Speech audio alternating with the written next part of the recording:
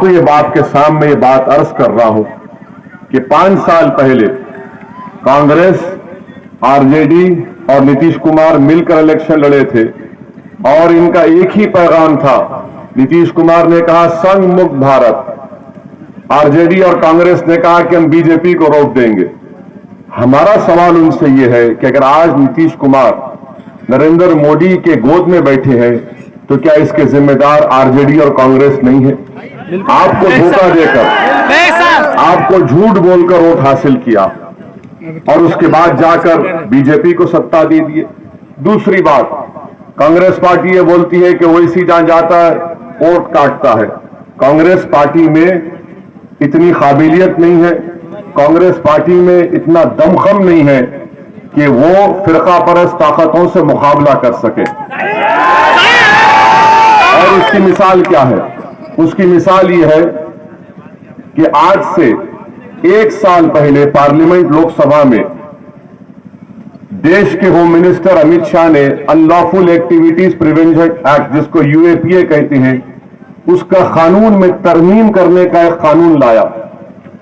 पूरी लोकसभा में अगर किसी ने उस बिल की मुखालिफत की तो उसमें सबसे पहला नाम असदुद्दीन ओवैसी का। और हमने क्यों मुखालिफत की? क्योंकि ये ऐसे खतरनाक कानून का कवानीन का इस्तेमाल सिर्फ अकलियतों पर, दलितों पर, आदिवासियों पर, कमजोर और पिछड़े तबकात पर इस्तेमाल होता है और इस्तेमाल हो रहा है। और आप पूछिए कांग्रेस पार्टी से कि क्या इन्होंने अमित शाह के लाए हुए कानून की खुलकर तायीद की या नहीं की, पूछिए। और वही कानून को इस्तेमाल करते हुए दिल्ली में आरजेडी का यूथ का लीडर जेल में सड़ रहा है। अगर कोई यूएपीए में जाता है तो 1-1 साल से 4 साल जेल में रहता, उसके बाद बेल होती। और कांग्रेस पार्टी हम पर उंगली उठाती है। तीसरी बात, कांग्रेस पार्टी कहती है कि वोट काटने आए हैं। आप ये बताइए कि बिहार में लोकसभा के चुनाव में 40 लोकसभा की सीट है, 39 सीट पर तो आप हार गए। एक सीट पर जीते, कहां जीते? किशनगंज। और वहां क्यों जीते? क्योंकि वहां पर हमारे बिहार के अध्यक्ष अख्तर अली ईमान ने 3 लाख वोट हासिल की, जेडीयू 3,25,000 और कांग्रेस 3,50,000। अगर हम नहीं रहे थे, अगर दूल्हे भाई नहीं रहते तो वो भी मार तो ये बात। और चौथी बात, मुझे ये बताया गया है कि कांग्रेस के जो यहां पर प्रत्याशी हैं, जो उम्मीदवार हैं, वो ये कह रहे हैं कि तुम्हारे पास कोई विकल्प नहीं है, तुमको हमारे पास आना पड़ेगा। मैं आपको बता रहा हूं कि जब मैंने महाराष्ट्र में 2013 में 12-13 में मैंने महाराष्ट्र में अपनी पार्टी को शुरू किया था, तो मेरे पास कांग्रेस के बड़े बड़े मुसलमान लीडर आकर बोले कि मत करो ये, आप आएंगे तो तुम्हारी तकरीर से लोग बिफर जाएंगे, नौजवान जज्बात में आएंगे, ज़ईफ लोगों में गुस्सा पैदा होगा। तो मैंने कहा कि ये और कट जाएगा, ये हराम है। मैंने कहा अच्छा ये हराम है, तो मैंने कहा एक काम करता हूं मैं, जिस्मानी खुदकशी तो हराम है, मानते ना आप। मैंने कहा मैं सियासी खुदकशी करने जा रहा हूं, 2 फतवा। बोले ये तुम टेढ़ी बात करते हो। मैं टेढ़ी बात नहीं करता हूं, मैं सीधी बात करता हूं। अगर मेरी बात सुनने के बाद नौजवानों के दिलों के जज्बात की मेरी जबान से तर्जुमानी होती है तो होना चाहिए।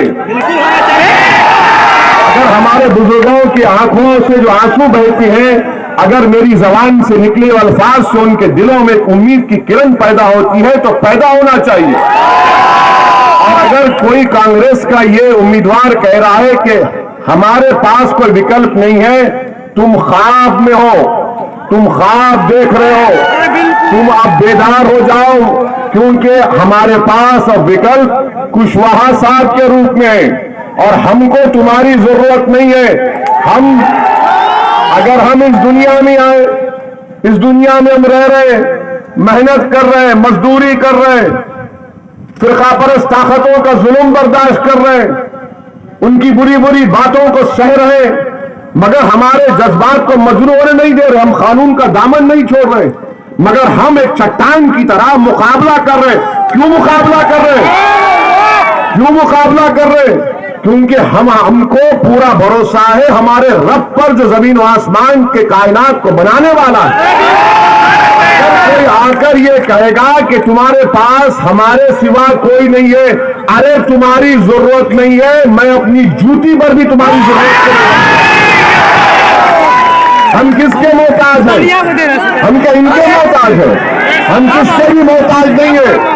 तो मैं आपको पैगाम देने आया हूं, मैं आपसे गुजारिश करने आया हूं, ये कांग्रेस के लोग गुरूर और तकब्बुर के समंदर में डूब रहे हैं। अब इनको जमहूरियत के समंदर में आपको डुबाना है 23 तारीख को। और हमारे भाई जनाब रविदास को कामयाब करना है। और मैं तमाम अलीगंज के बाशिंदों से कहना चाह रहा हूं कि आप तो उस जगह से आपकी निस्बत है जिसका नाम शेर खुदा है। जो अलीगंज का रहने वाला है वो इन तमाम बबर धमकियां देने वालों से, धमकी देने वालों से डरने वाला नहीं है। जिस तरह खैबर का दरवाजा उखाड़ कर फेंक दिया गया, उसी तरह यहां पर 28 तारीख को आप लोग एक और इंशाअल्लाह ताला RLSP के उम्मीदवार मेरे भाई जनाब रविदास को देकर कामयाब करिए। अब डरने और घबराने की बात नहीं है, अब हरगिज नहीं डरना है। नौजवानों, अपने करीब डर को आने मत दो, अपने करीब खौफ को आने मत दो, अपने करीब नाउम्मीदी को आने मत दो, बल्कि पूरे अटूट भरोसे के साथ अपने रब पर तवक्कल करते हुए, भारत की जमहूरियत को मजबूत करते हुए अपने बाजुओं पर भरोसा रखो, अपने दिल से फैसला लो। दिमाग से पूछोगे तो दिमाग बोलेगा खतरा दिखाएगा, दिल से पूछोगे तो दिल बोलेगा कूद जा समंदर में। कर रहा हूं कि 28 तारीख के दिन आप मेरी इस बात को, मेरे पैगाम को हर एक तक पहुंचाइए कि ये सही मानों में ये गरीबों का, मजलूमों का, पिछड़ों का, जिनको दबाया गया, कुचला गया, उनका एक अलायंस है। इसको आपको कामयाब करना है। और मेरी जिंदगी बाकी रही तो इंशाअल्लाह ताला हमारे फजल इमाम साहब का ये आबाई गांव है, हम दोबारा यहां पर आएंगे और तफसील से आपसे बात करेंगे। मैं इस उम्मीद पर जा रहा हूं कि आप अपना एक वोट पंखे को देंगे। पंखा चलाइए, हवा को खूब तेज करिए। जब हवा चलती है ना तो जालिमों के खैमे उड़ जाएंगे इंशाअल्लाह। जब पंखे की हवा चलेगी, जो लोग आज हमको डरा रहे हैं इंशाअल्लाह ताला उनके पैर उखड़ जाएंगे। जब पंखा चलेगा इंशाअल्लाह ताला जो लोग हमको डरा डरा कर हासिल करते रहे, आज हमको उनकी जरूरत नहीं है। आप जब कभी भी मुझे बुलाएंगे मैं आपके दरमियान में आऊंगा। मैं सिर्फ इलेक्शन के लिए तुम्हारे पास नहीं आया हूं, मैं यहां पर अपने दिल को आपके दिल से मिलाने को आया हूं, आपकी सोच को समझने को आया हूं। और इंशाअल्लाह आता रहूंगा। अगर आपने इजाजत दी तो मैं कामयाबी में आऊंगा। मैं सिर्फ इलेक्शन के लिए तुम्हारे पास नहीं आया हूं, मैं यहां पर अपने दिल को आपके दिल से मिलाने को आया हूं, आपकी सोच को समझने को आया हूं। और इंशाअल्लाह आता रहूंगा। अगर आपने इजाजत दी तो मैं कामयाबी का फूल का हार हमारे भाई को पहनाने की आपसे इजाजत चाहता हूं। आप तमाम की इजाजत है, दिला दूं मैं, आप हमारी लाज रख लेंगे। अस्सलाम वालेकुम, शुक्रिया इंशाअल्लाह।